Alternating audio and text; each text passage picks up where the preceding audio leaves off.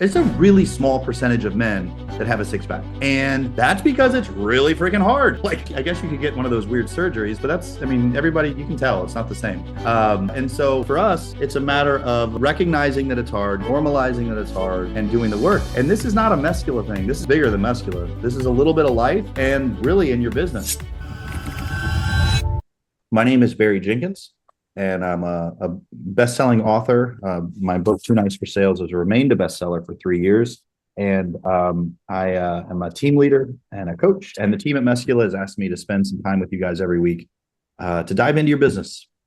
One-to-many coaching. That's what this is. And I could say hello for 30 minutes. I have no problem talking. But I actually want you guys to level up as a result of this time every Friday.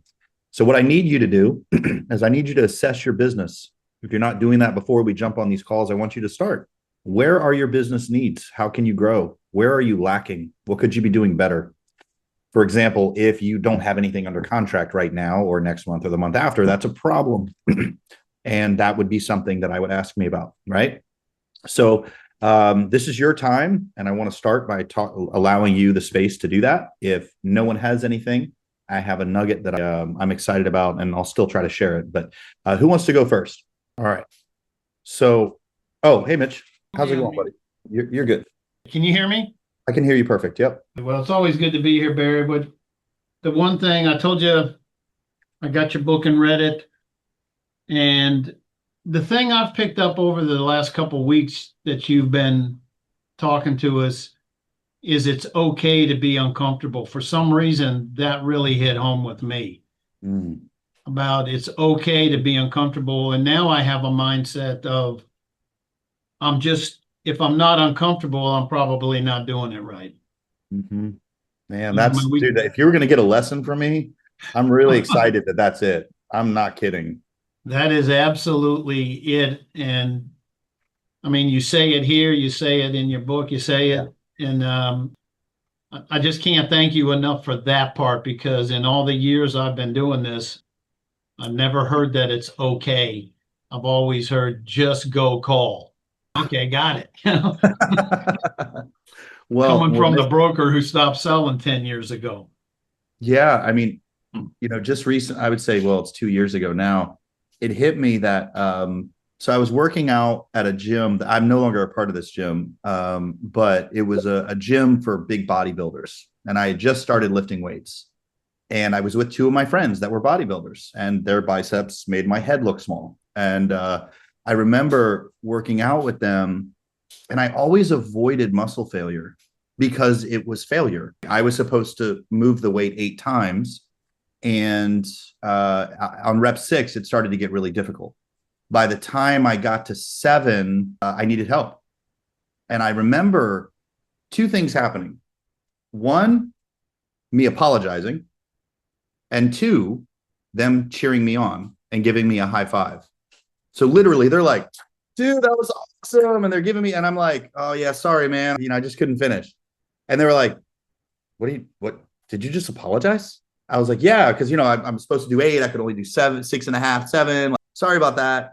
And they were like, dude, that's the whole point, because you're not going to grow muscle unless you have failure. You literally don't grow. Your bicep, your chest, whatever you're working out doesn't grow until you can't. And so this whole time, I'm in my 40s, what I mean? My whole life, I was avoiding the embarrassment of not being able to finish my set, because somehow I thought that meant I wasn't strong enough or doing it right. And that was a really healing event for me. And I think, there's a lot of lessons as adults that we can get from the way that our bodies were designed, because if our body was designed that way, it makes sense that maybe our mind, our spirit, and the other things about who we are make sense. So for you, Mitch, to say to me, hey, you've given me this insight into discomfort, because I think as a society, we avoid it. And if you're like me, it's not just an avoidance, like, oh, I don't like that. It's like our nervous system kicks in and we're like, something's wrong. This isn't the way it's supposed to be. And so when we reframe that moment in our minds, that is the beginning of us rewiring. It takes about 60 days, just so you know. 60 days to rewire that neural pathways in our brain to where we actually start to see the moment differently. Now, I will tell you, just like in the gym, the weights continue to get heavier and your muscles continue to get larger. So it goes in business and life. I will tell you guys, just like right now, currently, I was actually really excited. I had to do 4 seconds down this morning, incline bench, dumbbells, 75 pound in each hand, which for me is a lot. 1 second up, 4 second down. Never done that before with 75s. Done with 50s, 75s. And I had to do 12 reps. 1 second up, 4 seconds down. It was grueling. Never done that before. New PR for that weight. And in my business, I have literally never been more uncomfortable as I am right now. So I'm taking risk on and starting new businesses. And it sucks. I'm just like one of my investment companies, I'm negative $75,000. I've been doing it for 5 months.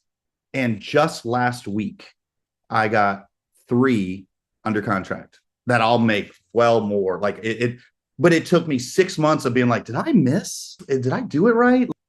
Gosh, this is uncomfortable. Am I not? Did I choose the wrong partner?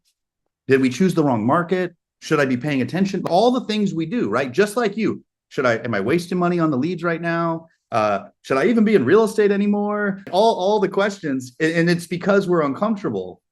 And so the saying is be comfortable being uncomfortable.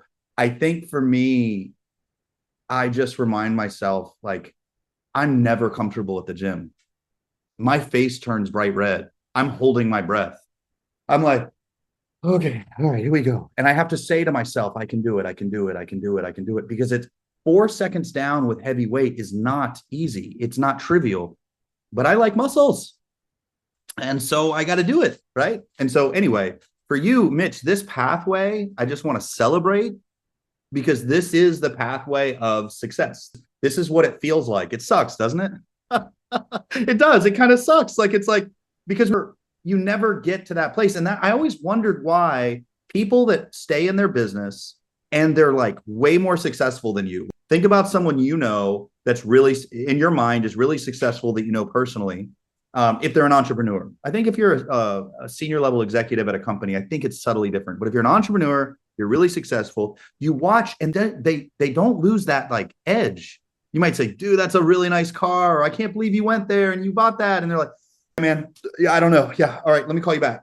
I mean, like, and it's because they're grinding.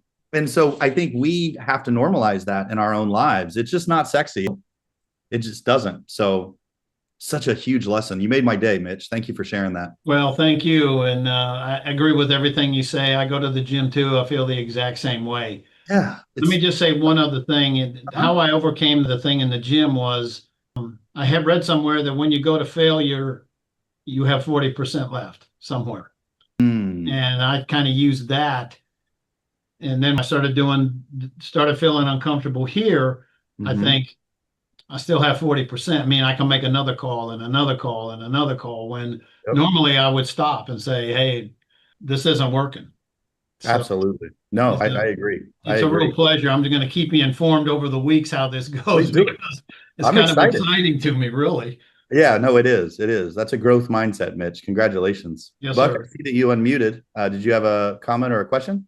I was just going to say, kind of piggyback on that. I'm working through your book right now. And one of the things that I just read early on is just how who we surround ourselves with makes such a huge difference. And that attitude and that mindset of, like if I'm hanging around a bunch of people that are just bitching about how bad the leads are, my leads are going to suck, That's right. And like I mean, even with the Meskula stuff, I'm still in the very early stages, 3 weeks in, trying to figure out the targeting of the ads and things like that. And I saw myself slipping into this. Well, these aren't the leads that I'm wanting. Like these are the leads that, like, this isn't going the wrong direction in geography. I want it up here and it's going down here. But last night, as I'm driving to this in-person appointment, I'm grateful that I have this opportunity to fail. like this guy has flat out said he's not ready to sell, but he's been so kind and he's so nice. And I get there and I start talking to him and I'm just talking to him like a normal dude, We're finding things in common. And it turns out he and his wife are going to retire in the next couple of years. They've got a rental property. He knows a football player that has a big giant house next door. And, like this could be a relationship. And I was very honest with him. At the end of our time, I said, one of the things that I want to communicate is I know you're not ready to transact right now. I know you're not ready to sell this house. I don't blame you. It's a beautiful house, great neighborhood. No reason for you to move. But I'd love to stay in touch because that means I get to know you, you get to know me. And if you think of somebody else that might need somebody that they can trust, I'd love for you to keep me in mind. Right. But then whenever it is time, and I like used your line about like, I'm so glad that you're not ready. Yeah. Like Yeah. I love it. And I have this little packet of things that you shouldn't have to do or things that you should do. And I want to be the guy that tells you your punch list needs to come down or whatever. And so it was a really good experience, but it would have been so easy for me to just bitch about the long drive out there because it wasn't in the right location and this guy's not ready. And so that's why I feel like I need to get on here every week because the positivity is really encouraging. Yeah. Because as agents, I'm in a great brokerage, but we're kind of a remote brokerage. It's not a remote brokerage, but there's never anybody at the offices anymore. And so, Yeah. we're kind of all scattered. Sure. And I don't have that opportunity to go to a room full of agents that are positive and encouraging. So I need that somewhere. Yeah. So I want to say thank you. Yeah, Oh, sure, absolutely. Well, and thank you to Meskula. I'm not cheap, and they're right. They're investing in you guys to try to give you an environment of success. Because to your point, right. There was a recent interview. I personally find Theo Von absolutely hilarious as a comedian, and so he was being interviewed by Tony Robbins, which in and of itself is just strange.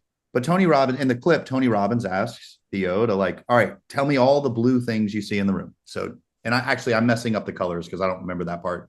But Theo looks around and he says, I see that's blue. He's like, all right, close your eyes. And Theo closes his eyes and then he says, now tell me all the red things you saw. And Theo's like, I don't see any red things. I don't remember any red things. And to Tony's point, basically by asking him to focus on a specific color, that's all he saw. Right. But when you make the conscious decision to focus on being grateful, looking for opportunities in every interaction, and then you take it even further, you start to believe that you're going to be successful. Like Mitch just said that, there's 40% left somewhere when you're working out in the gym. When I tell myself there's a moment where I'm like, I can't do anymore. And my trainer is looking down at me and saying, yes, you can. And there's an internal struggle. And what I've done in my mind in that moment is I remind myself there's been some things in my life that I overcame that were really they brought me to my knees, man. They were just some hard times. And I remember those times in my life. And it gives me just enough strength to power through the suck. And so for us, when we start to have the mindset of, and it's a yes and, if you're getting leads in a market you don't want, you're going to tell the whatever lead gen provider, Meskula or otherwise, hey, fix this. This isn't what I want. I want where I want. So you're going to fix it and you're going to look for the opportunity. And I was helping one of the speakers. He was getting ready to go on. He was a new speaker. And he kept saying something like, yeah, I know that my story is not as important as other people because, he's a smaller business owner. And I said, dude, you're trying to impress the big shot in the room by saying that, and you're distracted. You need to focus on the person that feels like a failure in the back of the room that's going to be inspired by your story. Because every time you say to the group, I'm not that important, it's not that big of a deal, you are actively devaluing your worth to the people in the audience. And you're making it about you. And I think we do that when we're like, oh, no one likes me, everybody hates me, the market sucks, it's not going to work. Just like, the color analogy, then that's what we see, right? Traffic sucks in Virginia Beach, it's the worst, then that's all we see, right? So we actually get to choose what we focus on. What we focus on expands. So if I was an agent working Meskula leads, I would tell myself something along the lines of, I'm one of the best agents in my market. When I talk to clients, they are getting a treat. They are in for a treat because I'm nice, I'm informative. I'm one of the best in my area. And I'm going to start believing that. And I'm telling you guys, when you start to believe that about yourself, first of all, let me just say the obvious in the room. When you start saying that to yourself, you're going to feel like an idiot. I mean, you just are. I downloaded that app, Self Talk Plus, and it's from the book Self Talk. And I was walking around for 6 months doing whatever they say. And my friends were like, bro, that is weird. Like, it was like, people like me. I'm great. Da, da, da. Like, they were like, dude, this is so weird. And then 6 months later, it worked. It worked. It legit worked. Because I used to call myself humble because I would use self-deprecating language. Like, I know I'm not that great, but I know I'm not the best at this, but and it was just constantly devaluing. And I won't get all soupy as to why I was doing that, but I had to change all that. And now, like, I've got billion-dollar companies that are actively asking for my consultant work. They're actively asking me for my help. And I'm like, yeah, absolutely. You want my help. Absolutely. You want my direction. Of course you do. I would too. Right. And so it works. So if I was calling these leads, I would start telling myself that. And in every interaction I had, I would look for an opportunity. I'm so glad to hear you're happy in your home. If you ever need anything, if you change by chance, I'm going to make sure you don't forget about me. I'm going to put you on a home value email every month. You're going to get your home value. And then every once in a while, I'll check in some fun way. You never know where I'm coming. It could be a call. I might send you a card. Ha, ha, ha, ha, ha. In the meantime, do you know anybody that's considering moving in the next 6 to 12 months? I would love to have a similar conversation. You've experienced my vibe now. You know that I'm not pushing anybody around. I'm thrilled that you're not moving, right? And so now there's like a degree of trust there. You know what? Actually, I do have somebody that moving in the next 6 months. So they're not in this city. They're in the city next door. Do you want to talk to them? Like, that's what starts to happen because you have this abundance mindset. You're bringing this, perfume of abundance everywhere you go. And, when you're making your calls, you're going to get rejected constantly. I mean, it's just going to happen. Okay. You're going to get hung up on. You're going to say, leave me alone. Why do you keep calling? And you just have to understand that just like the first 6 reps of weightlifting, it's just like, you got to get through that to actually have the conversations. And then once you have the conversation, it's going to be uncomfortable, right? And I think we just need to normalize, to Mitch's point, when we feel uncomfortable because the conversation is hard, we need our system to believe that this is normal. Because if we don't do that, our cortisol lifts, our anxiety lifts, we lose our personality, because that's called fight or flight. When you're in your fight or flight, you're instinctive. Your instincts kick in, right? And our instincts are to run from danger. Like, we're like, this is hard, bye. And so we have to start to say to ourselves, you know what? It's cool. That's why I give you guys that analogy. When the person says, man, I told you guys a month ago, I'm not interested. I don't know why you keep calling. I'm not moving anytime soon. You would see me recline in my chair. Okay, that's interesting. So just out of curiosity, you're not considering moving in the next 6 to 12 months. I want to update your file. I'm just going to I'm not going to stress out about it. It's okay. It's not a personal rejection. It's our culture. Our culture does not like to be sold things. It has literally nothing to do with us. And if we can calm down, we're going to bring that calming energy into the conversation. Right. And so for me, my default to get tactical, because we've been up in the clouds today way more than normal, to get tactical, that is why I always affirm the objection. I don't care what their objection is. I make their objection fantastic news. And you heard Buck say it, I am so glad you love your home. That's awesome. Right. And somehow Buck still was able to figure out how to get an appointment. And candidly, that's really freaking impressive, because if that's just luck, the fact that you met with him and he's for real not moving anytime soon, to me, I would say 65, 70% of the time, they're probably going to tell you, yeah, I'm for real not moving. But there's going to be a percentage, not half, maybe 25%, I don't know, that's going to be well, yeah, we're not moving, but we have been thinking about XYZ neighborhood, right? That's going to come up. So that's why those at-bats matter so much. And in baseball, if you hit 3 out of 10 times, you're an all-star. And for us, if we get 1 out of 10, we're like, our ROI is fantastic. Like that's a 10% conversion rate. So to your point, we just need more at bats. And so the way that you're going to get more at bats is you're going to have to talk to more people, right? The way that you're going to talk to more people is you're going to have to try to talk to more people, which means putting yourself in the uncomfortable, difficult, agonizing, frustrating, uncomfortable process of prospecting. And this is the work that agents don't want to do. And that is where the opportunity is. If it was easy, everyone would do it. The fact that it's hard literally is the opportunity. I forgot the number, but like it's really small. It's like 1% of the male population, probably less than that actually, has a six-pack. It's a really small percentage of men that have a six-pack. And that's because it's really freaking hard. Like, yes, I guess you could get one of those weird surgeries, but everybody, you can tell it's not the same. And so, for us, it's a matter of recognizing that it's hard, normalizing that it's hard, and the work. And this is not a Meskula thing. This is bigger than Meskula. This is a little bit of life and really in your business, You can say something about Yeah, definitely. Yeah, I just like one of the books that I read early on, my recommended was the Go for No. And just how if you don't put yourself out there, you can't learn and grow. Like you're just talking about like how I celebrate the no's now.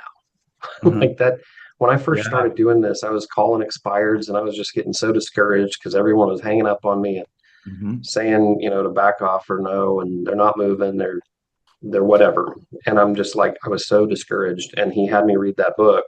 And in fact, his team name was the Go for No team. And that's what they celebrated that every time they met. How many no's did you get this week? Like, how many people did you talk to that said no to you? Because every time one of those people says no to you, it's one step closer to a yes. Right. And that totally shifted my mindset. It's still uncomfortable. It doesn't make it any easier. Right. It's still kind of makes my guts churn a little bit whenever I'm talking to somebody that doesn't want me to talk to them. Mhm. But at least I'm taking it easy. And I love what you just said about relax and Mhm. enjoy the reality of what's going on.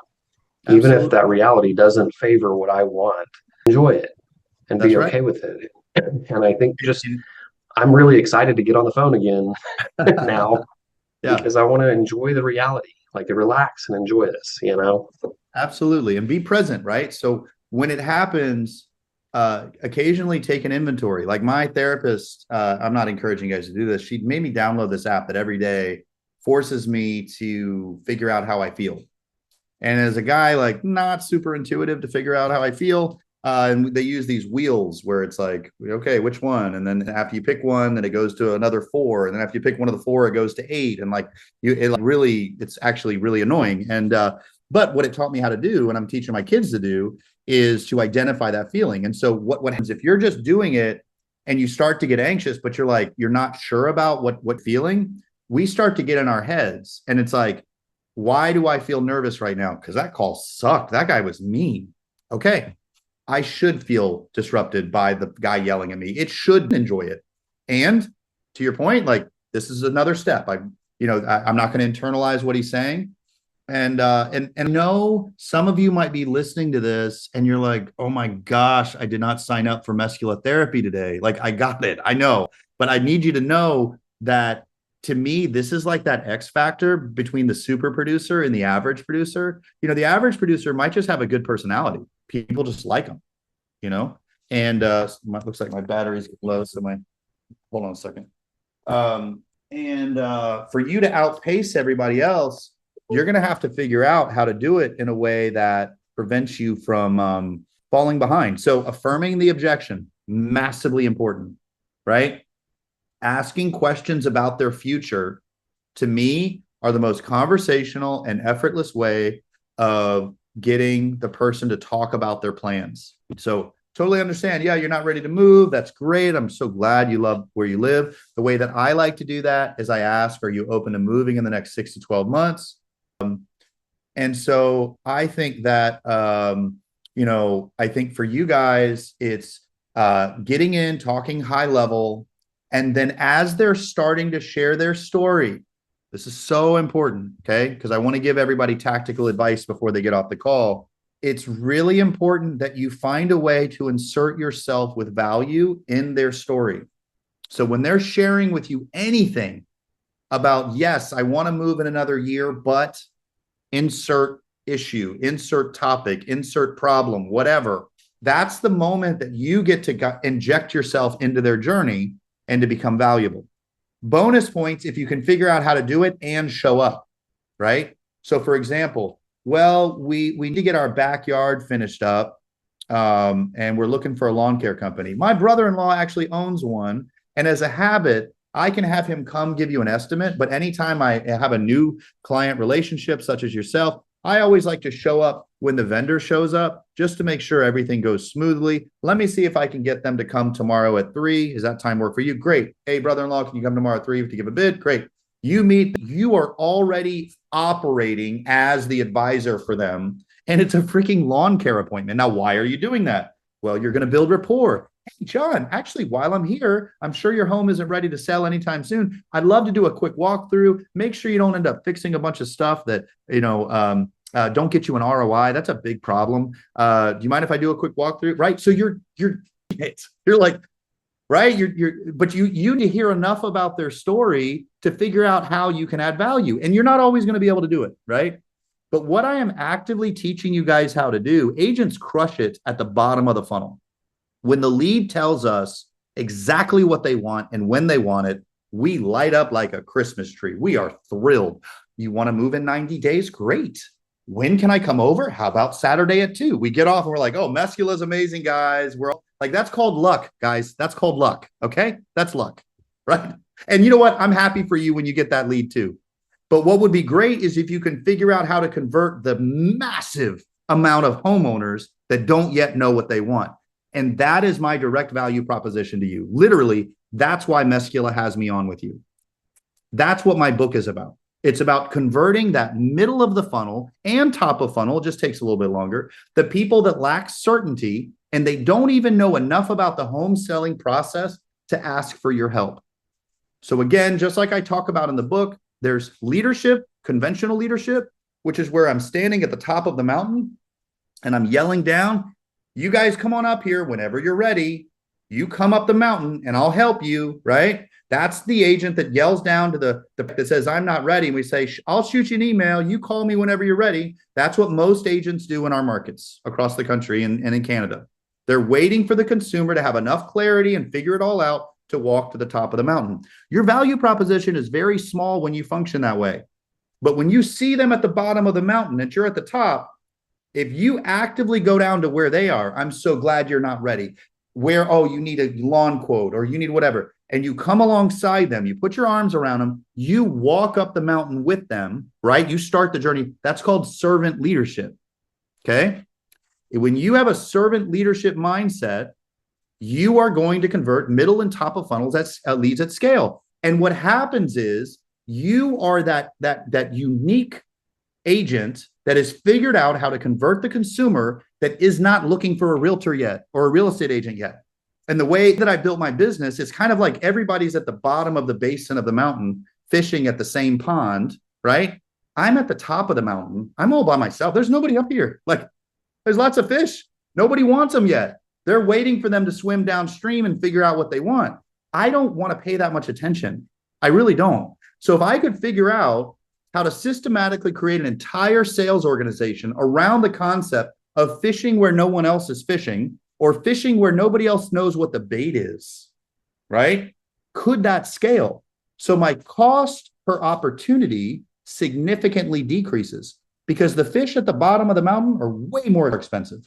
The fish at the top of the mountain, they're cheaper. So my cost per opportunity is significantly less, which is how I'm able to have 100 agent organizations and talk to you guys on a Friday afternoon at 1, right?